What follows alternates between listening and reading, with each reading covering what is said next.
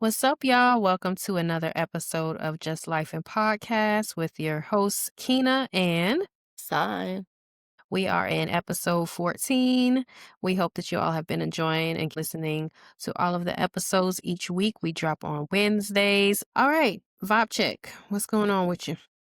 The same old work. I'm tired. I'm tired. It was just busy at work. I don't have too much to report. I'm patiently waiting for the weekend. That's it. I'm just tired. That's it. Well, Yeah, real short and sweet today. Just tired. Wednesdays, we're recording on Wednesday night. Sorry, not to interrupt you. So this is like a Wednesday night.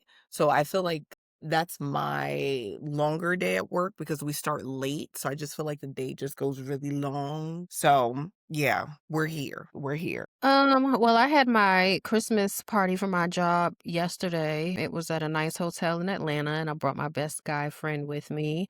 We had a good time. It was cocktail attire, so it was an opportunity to dress up, look cute, beat the face down, and all those good things. But it was interesting because I work 100% remote. So I work with people that I've never met. Like I've worked with them for years, but I've never actually met them. And it was funny because I would be walking up to people like, "Are you so and so? Are you so and so?" Because I would Mhm. hear their voices and I would recognize their voice or try to just decipher who they are from their little small profile bubble on Teams, which may or may not be what they still look like. But it was really interesting, just meeting people. They had a great saxophonist, like playing like contemporary, music on the saxophone. He was a good performer, working the crowd, things like that. They had an open bar, past hors d'oeuvres, photo booths and stuff like that. So had a good time last night. That was pretty much the highlight for me since we last spoke. Just living life otherwise. It sounds good to me. Well, it's nice to put the voices to a face though. So that's pretty cool then. Yeah. All right. So what's the rundown? All right, so we're gonna start it off. So obviously, 50 Cent has dropped his documentary entitled The Reckoning. So it's a docu-series. It's 4 episodes. It is on Netflix and it is about Diddy. It's basically the recordings leading up to the trial. So it seems like at this point he knew he was gonna go to jail or, something was brewing at least. So it's just different things that they recorded. I haven't personally watched it as of yet, but I know people were talking about like different snippets of it. And some of the parts, they were just kind of like, why did he record certain things? Because it didn't paint him in a good light. I think like just certain things like he just looked very arrogant. He was trying to strategically plan with certain witnesses, so on and so forth. Obviously his team as of right now did send like a cease and desist letter to Netflix, but at this point the docuseries is already out, so I feel like that's pretty like null and void. But I do plan on watching it though. I do because people have been saying it's really good though. Yeah, I was thinking about whether I was gonna watch it or not, but I probably will. Because it's produced by 50 Cent and they have Mhm. beef, it's just another petty move, Mr. Petty Pat. And I'm just wondering how that's gonna spin, Mm. this series because he has such a dislike for Diddy. That's fair, and obviously a lot of people definitely did point that out. 50 Cent insists that he has no beef with Diddy at all.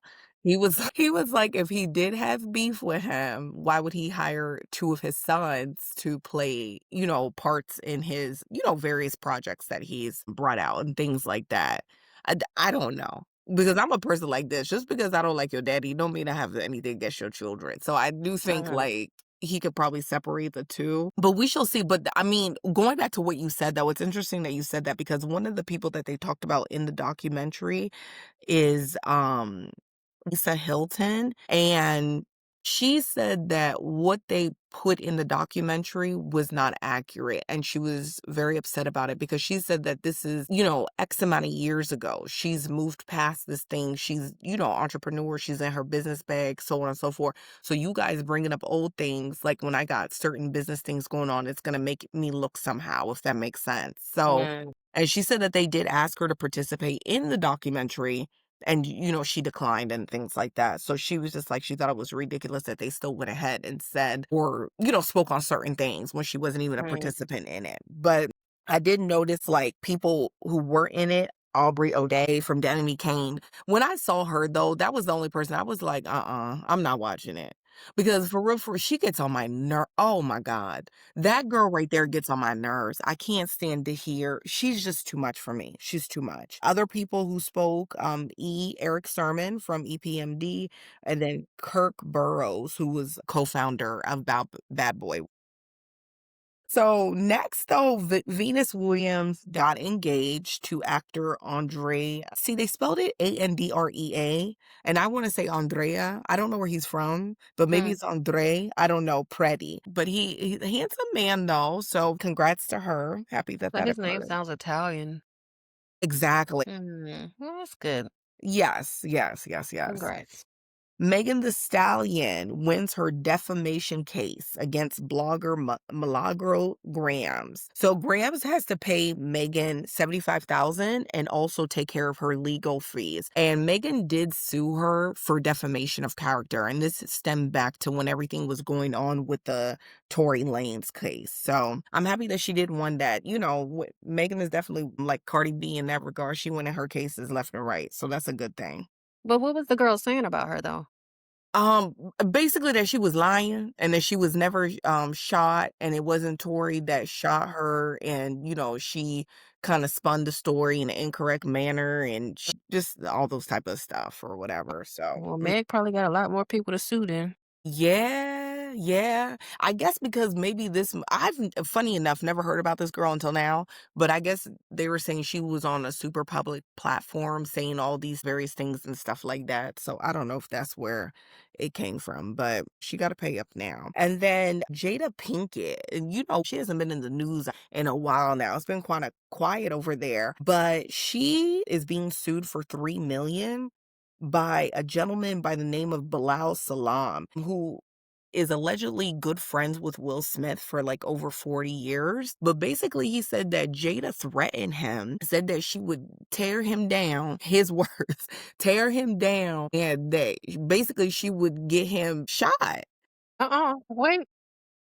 Yeah, so it all stems from this man, Salam, who told Jada's business. That's what he said. And he even said that. He said he told Jada's personal business, and she said that she was going to get with him.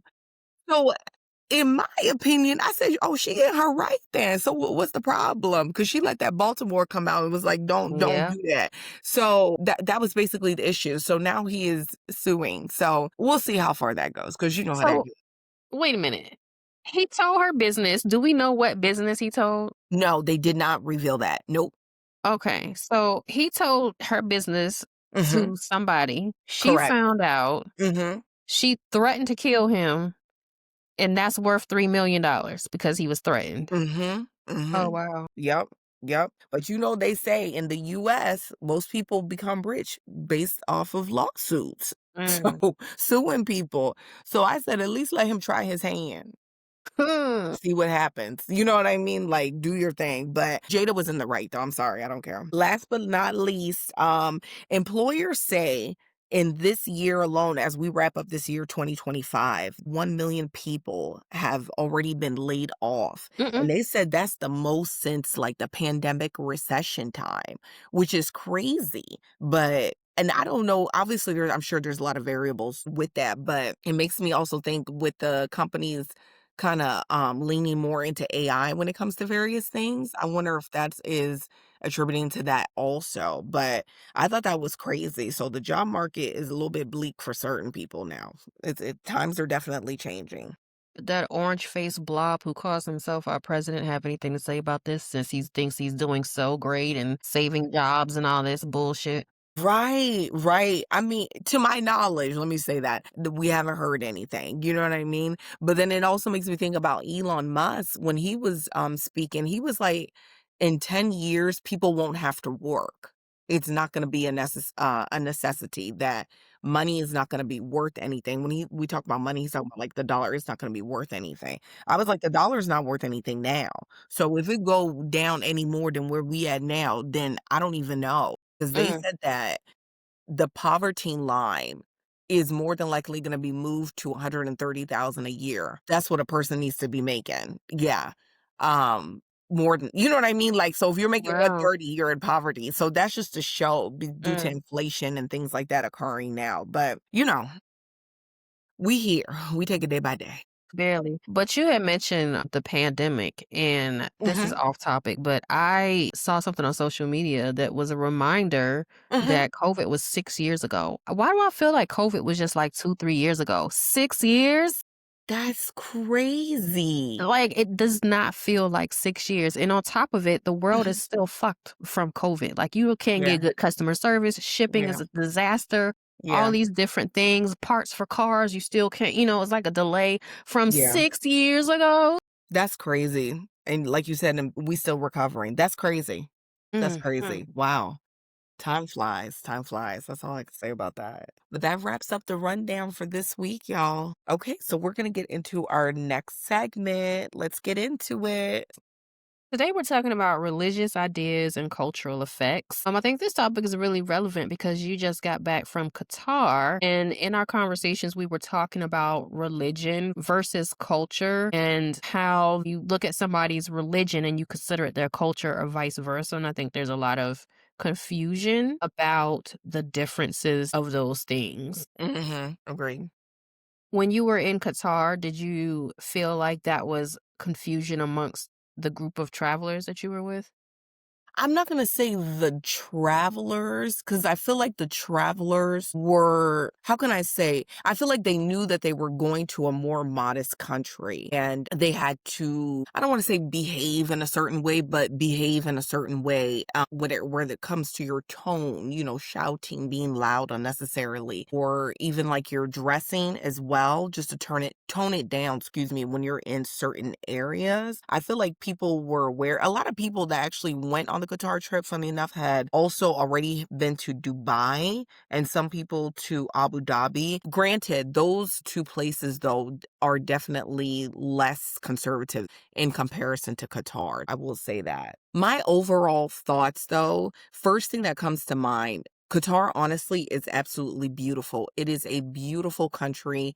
The cleanliness of the country is unmatched. And when I Mm, saw the cleanliness, it immediately made me think like, okay, Islam, because one of the things about mm, the religion is cleanliness.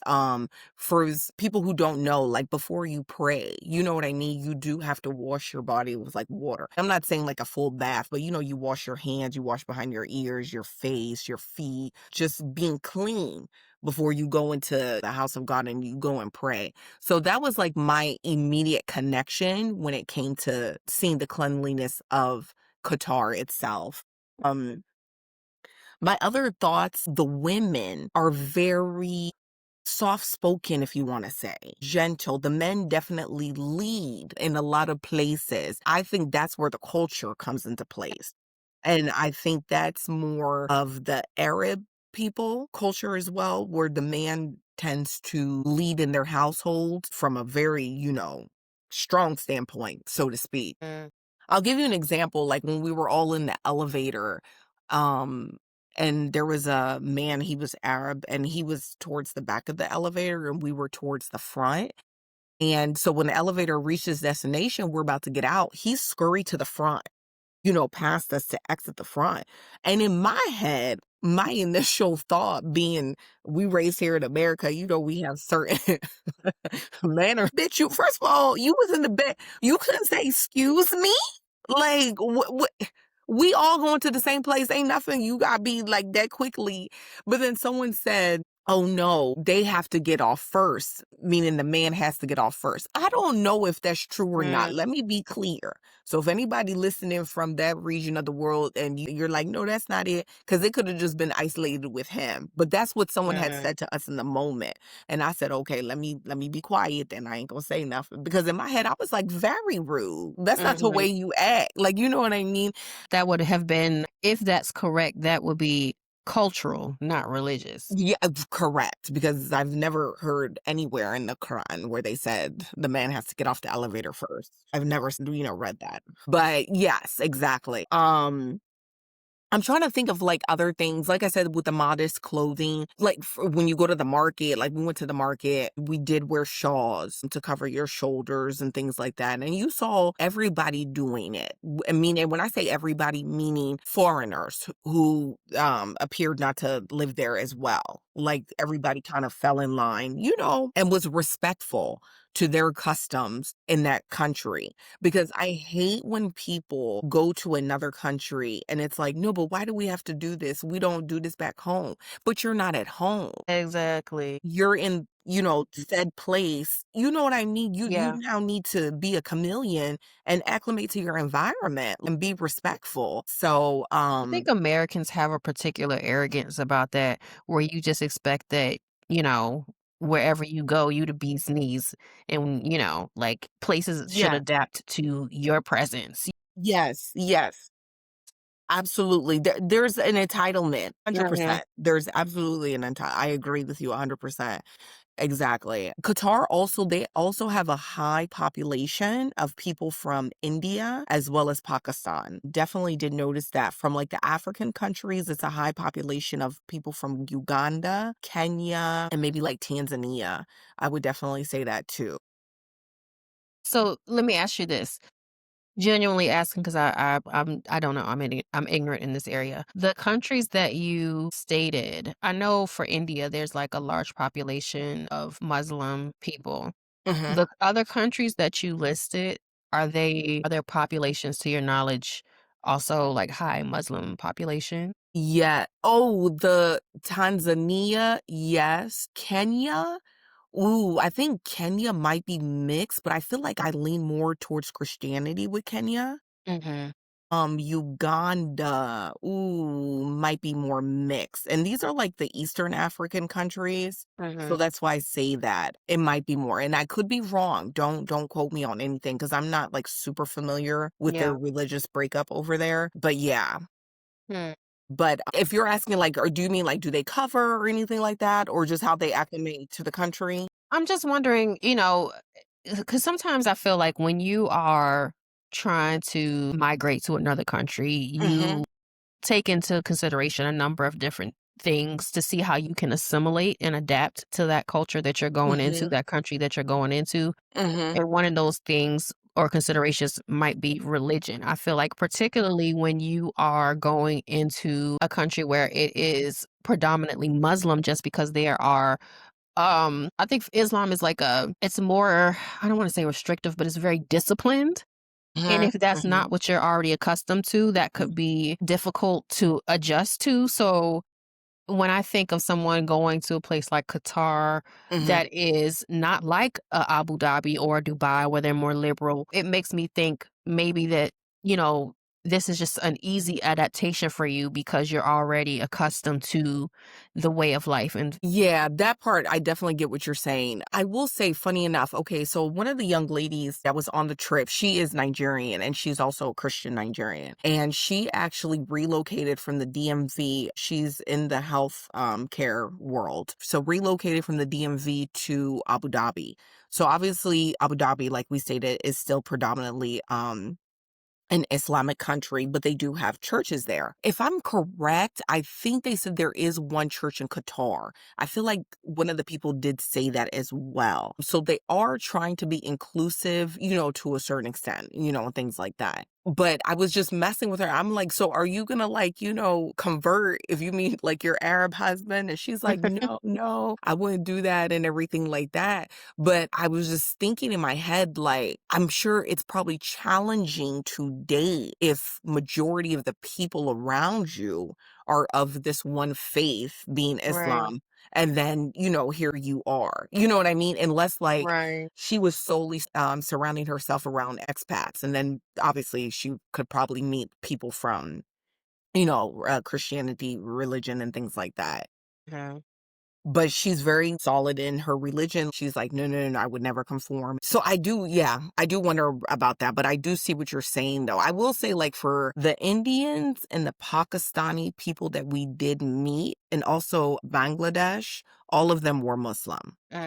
I Mhm. will say that. The other people like the African people, I feel like it was probably mixed.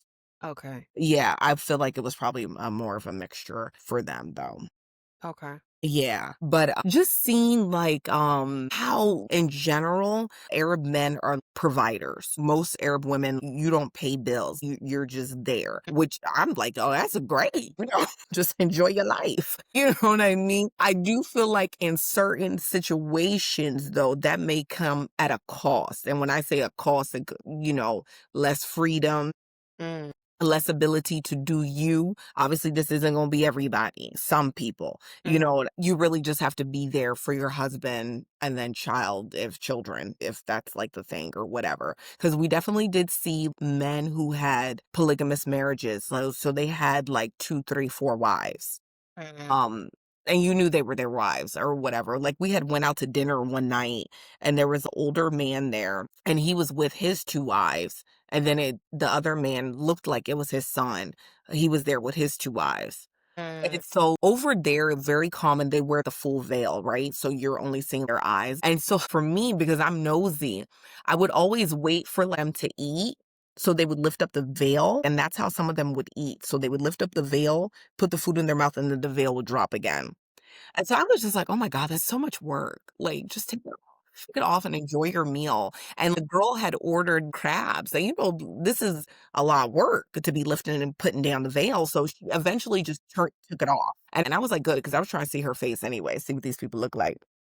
She was okay. She wasn't, like, gorgeous or anything, she was okay. But I say all of that to say, the women were very young mm, for this man. Like, mm, I was just looking like, "I wonder how old she is, because you look so young with this old man, grandpa, like, mm. what is happening right now?" Like, you know what I mean? And this happens everywhere. This isn't exclusive to there. Right, yeah. older men marrying these young people or whatever, shoot. Yeah. It happens here. Anna Nicole Smith, we talked about her. She married Old Zeus. Mhm. So it is what it is. And I do feel like in a lot of cases, the men do have money. Yeah.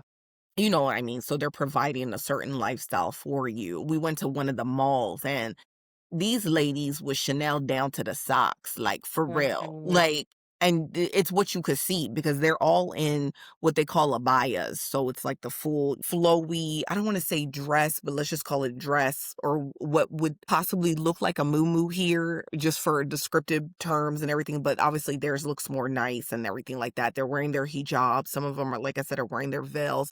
But when they walk or sit, you can see the shoes, and I mean, Mhm. it's Chanel, it's Christian Louboutin, you know what I mean? It's YSL. Like, you see this, I'm like, "Okay, sis, you alright." Like, That you reminds me of that, scene in Sex and the City when they were in Mhm. Abu Dhabi. What I can't remember which movie that was, 'cause I think they did a couple of the movies, and they Okay. were in the market. They were in the, I think what do you call it, like a souk or something. They had gotten into some sort of trouble, and they were, like, running from some men. They did something they weren't supposed to do, and they were Uh-huh. running from men and trying to hide, and the women had told them, "Come, come, come, come," and they came inside, and there was a bunch of women in there that were gathered for some reason, I don't remember, and they Okay. were covered. But I think one of the women noticed something that Carrie had on or something, and then she signaled for all the women to, like, take their covers off, and they were dripped down in the latest high Period. fashion. Period. Yes. I mean, they're not lacking over there. Mhm. They're not. I mean, any luxurious store you can think of, it's there. And was in this mall specifically where it was anything you can think of. They even had like a Rolls Royce car dealer inside the mall. Mm. So they're not, and then when I say they're, not everybody, obviously, Mhm. there's people not lacking. Real quick though, certain things that I did learn about Qatar also, that if you come there as like a non-Emirati being from actually there, you are not granted citizenship, regardless if you were born there or not. So one of the people that took us on the tour, he's from Pakistan. And I'm like, how long have you been here? He's like, no, I was born here. This man is like in his 40s. He was telling me that his dad had came there in his 60s. And I was like, "So, you're Emirati, like, you have your citizen." And he was like, "No. If your lineage is not from there, you are not granted citizenship because you're born there. So he Mm, still holds a Pakistani passport. He now has kids, he's married. All mm, of them hold a Pakistani passport. You hmm. cannot intermarry each other, cultural ethnicity. So the Emirati people cannot marry the Pakistani people. Let's just say you found Muhammad and you're like, oh my God, I love him. You have to go and get approval. But he was like the approval and like, from the courts can take years. He was like 7 to 10 years.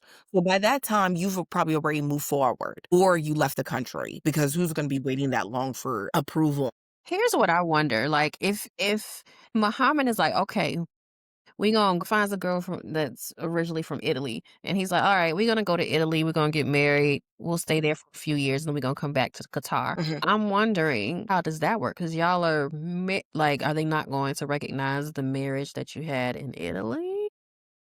I don't know. I don't know. But it may not be recognized there in Yeah. Qatar.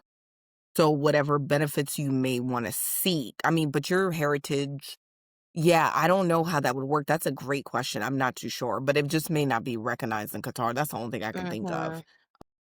Mhm. Mm. But Wow. yeah, so that's like the only thing. And then like another thing I will say, because obviously we live here, right, in Western world, I definitely do think there is a perception of people who are Muslim. And it's always to me connected more with like atrocity and Mhm. they're violent and things like that. And it's unfortunate because Islam truly is a beautiful religion. Honestly speaking, it truly, truly is. It is just unfortunate that some of the people who claim they embody the religion don't use it in the proper way. They don't use it Mm. for good deeds. They're using it for their own personal deed and gain and then claiming it's in the name of Islam. But it's not true because if you read the Quran, which is very similar to the Bible, right? No one talks about going to go blow up anything. No one talks about that or killing yourself for God's sakes. You know what I mean? And then saying that it's in, the name of Islam. It's not, they don't preach that. They don't teach you that. That's not what it embodies. And it's just unfortunate. I do feel like people who don't know, you tend to have a perception because even my husband, he was just like, why you want to go there? And I'm like, no, it's because what you guys think of it, but let's see. And I feel like sometimes when you see what is given to us over here through the TV, right? Or what we've seen on social media, then it now creates a narrative until you go there and then you see, I mean, I didn't even see police when I was there. Nothing. We were out 4 AM, just to tell you, and it was safe. Nobody is bothering you. There's a playground on every corner, children playing. Nobody is bothering you. Trust me. Nobody is checking for you. So it's not to say like you went to the Middle East, this country. I'm not talking about all of the Middle East, this country. And you were just, ridden by all this violence. And you were like, oh my God. Like, you know what I mean? And things like Yeah. that. It wasn't all of that. I just hate that so many of these extremist groups are Islamic or claim the religion Islam, I should say. And then it paints like a certain picture. That's like the only thing. So I would just say people try to be open Yeah. because some of that is what they do in their culture and it has nothing to do with the religion. People always ask about the multiple wives. No, but Islamic people can marry multiple wives. No, they can. But the thing about it, I always say people will interpret the scripture, the verse, whatever you want to say, for their own benefit. Mhm. And it says if you can love them equally, you can have up to 4 wives. I don't think it's humanly possible for you to love multiple women simultaneously, equally. I don't. So to me, that's telling you don't do it because it's Mhm. actually not possible. But of course, men will do it for various reasons. Some men in Nigeria, they're going to marry multiple wives because that shows wealth. That Mhm. shows you still got it. The first one is older. Okay, let me get the next one. This one is young. You think you still outside, right? That's for your own personal gain. That has nothing to do with the religion. That's a cultural thing that is like, okay, the more wives you have, you're wealthy, you handling your business. The women look good. Okay, he's taking care of his home. That's Mhm. that's a cultural that doesn't have anything to do with the religion, It's so confusing though, like, yes. for just speaking for myself, I Mhm. confuse culture and religion. I really do. Like, Yeah. it I th ugh. No, Uh, I don't think that's fair though, because I feel like we all do though, to be honest. Because I grew up in a Muslim home. Let me just say that. I did. But my mom is Christian though. My dad is Muslim. But I feel like more times than not, you tend to go with the father's religion. So in turn, we were raised in an Islamic home. And my father never ruled with an iron fist or made my mom to feel like she was less than. Because I know a lot of people are like, no, the Arab men will make the women feel like they're like. My dad is not like that. He took care of the bills, but I feel like that's because you're just taught as a man, you're the provider. That's what you're supposed to do, mhm. right? And that's across multiple ethnicities, religions, or whatever, right? Yeah. So that's why sometimes when people talk about it, I'm just kind of like, okay, huh, interesting. But I also understand why some people feel the way they do because of certain things that are shown, right? So I understand from both sides. I mean, any in the US, any movie where there's like an enemy to be fought, it's either Russia or it's some country where the religion is predominantly Muslim. Yes, yes, exactly. No, it's true. And when you're seeing that over and over again, you start to be thinking like, okay, you know what I mean? And everything like that. Maybe this is how these people give it up. Okay. You know what I mean? So I understand it. I understand it. I guess like I said, we come from a multi-religion home, meaning like my parents have two different religions, but I'm also from the tribe Yoruba. It is very normal for your parents to be of two different religions, and it's not a problem. Nobody is, like, tripping over that, but then you see certain people, right? They'll be like, "No, I'm Muslim. No, he has to convert because that's Mhm, part of the religion." No, that's your culture that's telling you that they need to be converting. They don't have mhm. to. You know what I mean? Because if you read it correctly, they're supposed to, convert on their own accord. Not because of you, because if they're doing it because of you, then it's not pure. You're supposed to convert if that's what you want because you want to. But I feel like certain people are like, no, you have to convert. That's your culture. That's your culture that's telling Well, you I that. learned something new today because I really thought that was religion. Yeah, you know what I mean? And I feel like sometimes Jewish people, they have like the same thing. So my mom did convert because my dad's dad definitely like was like, nah, she need to convert. Like, okay, yeah, she did her little 1, 2, whatever. Get married, alright, whatever. She back in the church, she do her thing. Like, you know what I mean? Like, please. It's not that I don't know, it's not that deep. I just yeah. I Mhm. don't I don't know. I I don't feel even know if like go ahead, I'm sorry. I was gonna say, I feel like well, I have this perception Mhm, that, you can be one religion. So mhm, let's look at Islam, right? mhm, But depending on what country or culture, ethnicity, whatever that mhm. you're coming from, that it, I don't want to say skews, but there's different ways of practicing that one religion based on where you're from. That's my Yes. perception. See, and I agree with you, and I feel like that's where the culture comes into play, because there's one thing about Islam that I know, there is no multiple versions of the Quran. The Quran is the Quran. That's it. So if people are skewing it, I feel like that's where the culture comes into play. Because if I go to Pakistan, who to me, they tend to be a little bit more rigid, in my opinion, then I might see certain things, but I'm like, nah, that's the culture. You got to relax. Like, it's not that deep. You know what I mean? Like, so it's just like different stuff like that. They have clubs there. I was even telling one of my coworkers about it. She's Hindu. That's her religion. And she was just like, Saida, this is so good to hear because you hear all this stuff about these Muslim countries and you know what I mean, and have these idea. She didn't say like Middle Eastern or Arab. It was just no, these Muslim countries. And now Mhm. you then depicted the whole thing, you know what I mean? And somehow. And then obviously she's Indian, right? And there's religious issues in India when it comes to the Hindus and the Muslims. So Mhm. she Mhm. already probably has a certain ideology too. You know Yeah. what I mean? And stuff like that. So going back to what you said, I definitely do think the skewed is where the culture comes into it. I generally do believe that because when you go even there, the mosque or whatever, everybody's praying the same way. They don't pray differently in Iran. They don't pray different in Egypt or in Sierra Leone. Everybody's praying the same way. That's the one thing about the mosque. You can see people from all over the world. Everybody is doing the same thing because that doesn't change. That's the religion. You know what I mean? Mhm. Everything else that you acting somehow, or that's your culture, or your behavior. You know what I mean? Right, yeah. So, yeah, I don't know. I hope we answered the I don't know if we even stayed on topic or not, but I don't know either.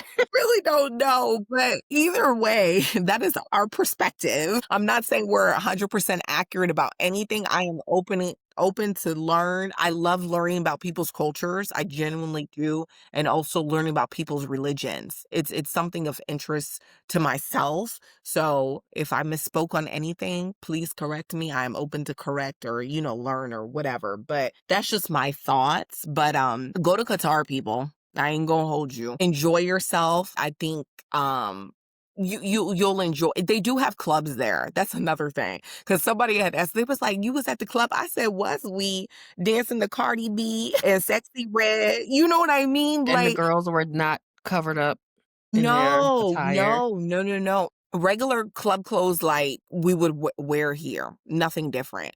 We even went to Ampiano night there that they had. Mm.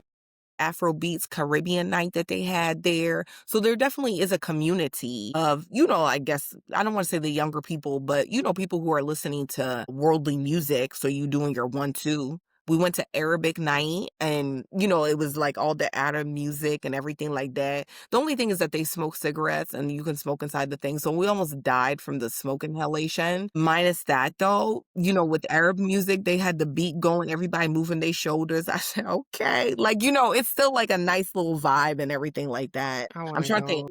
Yeah, but it's a beautiful country. A lot of people are there now, funny enough, because for the Formula One racing. So if people have been paying attention, like everyone is actually there now, like from Ludacris to uh, Sierra, everybody. Yes. Yeah. So I was like, oh my gosh, we came back like a little bit too early because maybe we would have ran because Qatar is small. So I was just like, maybe we would have ran into some of the people, Yeah. some of the pictures that they posted. I'm like, oh my gosh, we were there. Like, because I'm sure everyone's going to like the same places. Because, like I said, it's only but so big. Let me ask you this. Hmm. So you traveled there, it was a large group of African and Hmm. African American, I would assume, individuals. Hmm. And there's certain perceptions about how we Black people, regardless of where you are from, are perceived across the globe. There are a Hmm. lot of stereotypes, there's a lot of negative thoughts about who we are, and it affects how we are accepted in spaces where the faces don't predominantly look like us. Hmm. What would you have to say about your experience with that in Qatar? Okay. So if I'm going to be blatantly honest, there were certain spaces where you definitely knew, you being a Black woman or just Black, you weren't as welcomed. I'm gonna be very honest. I'm not saying it's everyone, but I am saying that it was definitely certain spaces where no, they didn't call you a nigger to your face, but they definitely was whispering whatever Mm, under their breath, or they said it with their mind. mm, And just the tone, the service or lack thereof service that was given, in certain places, that's the only thing that I will say was a little bit off-putting. I'm not yeah, gonna lie. But let me be clear and say it is not everyone, because I don't wanna, classify the entire country. yeah, It definitely was not everyone, but it occurred enough that it was something that you noticed. I mm, will say that. But I will also say, not to excuse any behavior or anything like that, Qatar is just now starting to get a lot of tourism, so many people from other places. And Black people, once they discover something, they're gonna come in large numbers. So I feel like first it was like Dubai, then people started jumping on Abu Dhabi and everything like that. And then now it seems like Qatar is about to be like the next hot thing on the market. And then I think yeah, also Saudi Arabia is gonna follow that very shortly. mm, So that's the only thing. So I say all that to say, maybe as their tourism increases, particularly of people of color, Black people, to be honest, maybe the welcoming will be different as well. Because I mean, You're 100% right. There is a perception because even like I was talking to this one guy. I don't remember where he was from, but he asked like where we were from. We were like, "Oh, we're from the US and everything like that." And this man gonna tell us, "Yes, you guys like to shoot each other in school." Oh, oh no. And I said, Wow. "Wait a minute." He was like, "Yeah, that's what you guys like to." I said, "Sir, not me. I don't shoot nobody in school, and my children are not shooting nobody in school either." What? Because obviously they watch the news too. Yeah. And I'm pretty sure in these countries, the news that they're getting about the US, I don't think it's all positive. No, I'm sure it's definitely more not. negative than anything, particularly now with our administration that's in office, Mhm. right? So that's the only thing. But like you said, there's definitely a perception, black people, oh, they're loud. And then also it's the known thing that a lot of the black women go to the UAE for prostitution. So I don't know like if they look at you somehow also because of that, like, oh, are you coming here for prostitution? Right. Or whatever, and it's like, no, like I'm just here to be a tourist. I don't want to be a prostitute. But, maybe you have to clarify that. I don't know. I don't know. But that's the only thing though, I will say. But I say all that to say, would I return back? If somebody was to say, would you go back? I would say yes. I would say yes. I'm not gonna Good. lie Okay. overall. But go for yourself, people, because I always say my experience may be different because y'all might go over there and be like, my God, we was out. It was everything. We didn't experience any type of feeling of negativity based upon our color. Like I told my husband though, and I think I said this to you too. I just feel like with black people, we're just one group that anywhere in the world, I don't care what the country is predominantly, even if it's black, you can experience some type of discrimination. Yeah. It's very unfortunate, but it's Yep. just very true. So, Yeah. you just have to know how you deal with it and, maybe just try not to take things as personal if you're able to be honest. But Yeah, I yeah. mean, when you're not on your home turf, you have to be careful how you respond to things anyway. Oh, indeed. Nobody wants to go to jail, period. Let's keep it real. But in another country, like, no, no, no, no. Mm-mm. Nobody's definitely trying to do that. Mm-mm. Hopefully, we touched on the cultural effects of religion, but yeah, that's just my thoughts. I feel like this topic would be a good one for you guys to jump into the comments and let us know if you feel like there's something that we didn't speak about. Give us your thoughts, your opinions, your ideas. Share it with us so other people can get your perspective. This is Mhm. a dialogue between us all. Yes, yes, yes. Well, we are going to get into our next segment, unpacking it. We've all been seeing, well, if you've been on social media, what the situation with Burner Boy. Now, Burner Boy had a concert and there was a lady in the front row, well, in the front area, I should say. I don't know if she was exactly in the front row with her boyfriend and she was sleeping.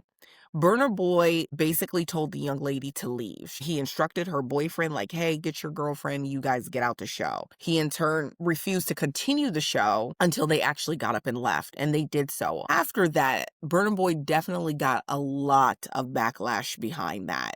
As he should. Yeah, and the young lady who was kicked out of the show, she did take to social media and she basically said that she was sleeping because somebody close to her who had recently passed away. Yeah, her And daughter's father. okay, so it was just kind of like, her boyfriend was taking her out, maybe, to maybe lift her spirits and things like that. And then some people had also said that they were waiting a little bit for Burr to come out. Yeah. So that probably, brought on the sleep as well. And then obviously, like, if you're down and maybe dealing with some sort of depression at that moment, you might fall asleep. And then just the way he handled it though, super disappointed in Burner Boy because I like him. I'm a fan. I've been to Yeah. all his shows every time he's come to DC. I'm not going to the next one. But it was unnecessary. You Very singled much. her out for why. It's however many thousands of other people there. You didn't need to do that. You don't know what people are going through in life. It was just unnecessary. It just It was showed. egotistical.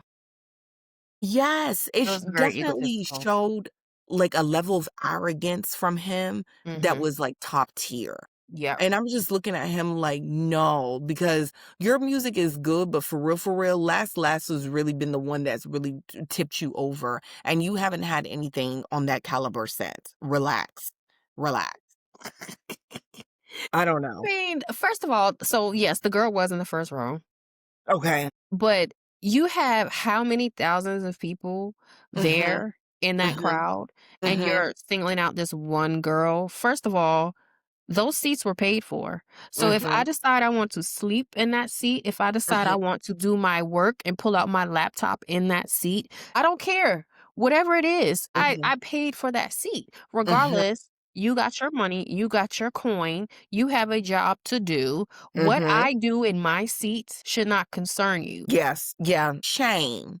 I said shame on you, Burner Boy. Yeah, he's got too Honestly. big for his britches. Yeah, and I was just like, see, this is the part when I'm just like, you think you really bigger than the program. And I feel like this is the downfall of a lot of people, your pride, your ego, particularly with men. We're seeing that with so many men currently that this is happening to. Like you want to think you popping your shit, but no, no, no, no, no. That's not how you do it. Because I said one thing is for certain: you think you're bigger than the program, God is gonna humble you real quick. Yeah.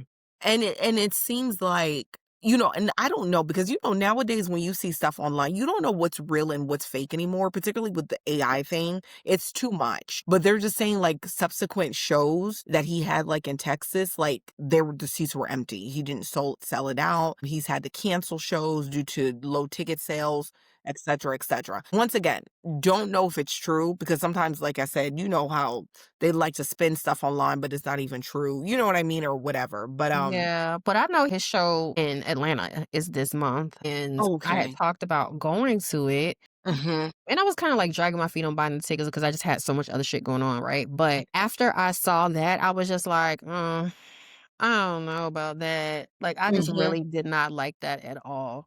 No, no, no, no. It was uncalled for. And this latest album, the one that he's even promoting, I don't even like it. I don't even like it.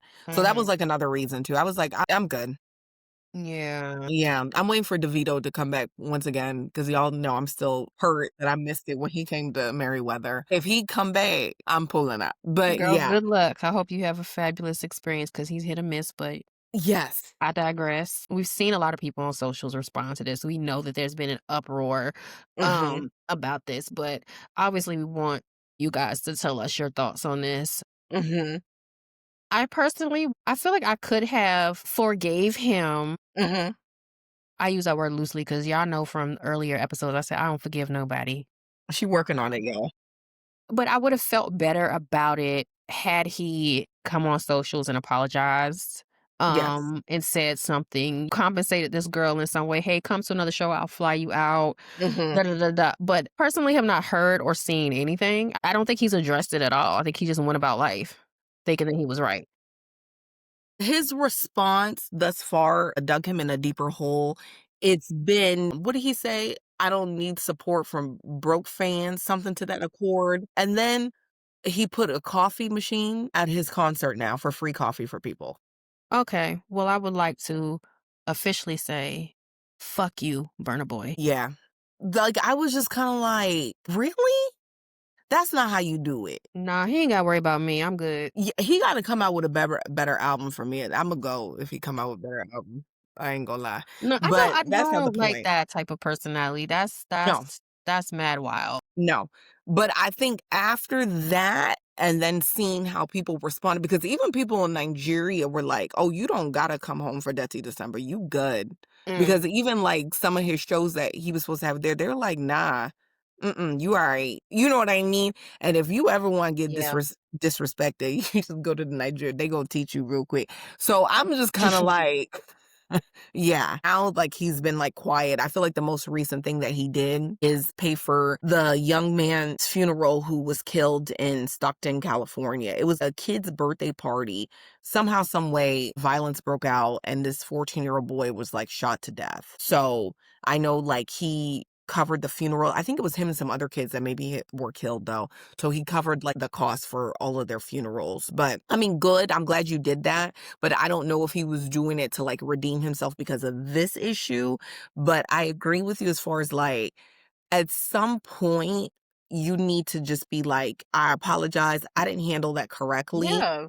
let's move forward. But for you to kind of be a little bit like, you know what I'm saying? Like, you trying to be petty, let me put a coffee machine at my concert. Okay, you doing a lot. Oh, does he have a publicist? He must be running his publicist through the ringer, if so. I don't know, but that's why some people are like they need to fire his mom. Cause you know what? Sometimes I feel like your parents can keep you straight, but it depends. And if she's a typical Nigerian mother, I know she coddling the shit out of him. So I don't know, but we'll see. But I think we can both agree he was dead ass wrong. He really should have rectified that situation much better. But here we are. All right, let's shift to something more positive. What's your mindset Yes. reset this week? Here we go. Vent to God. He doesn't screenshot your pain or twist your struggles into entertainment.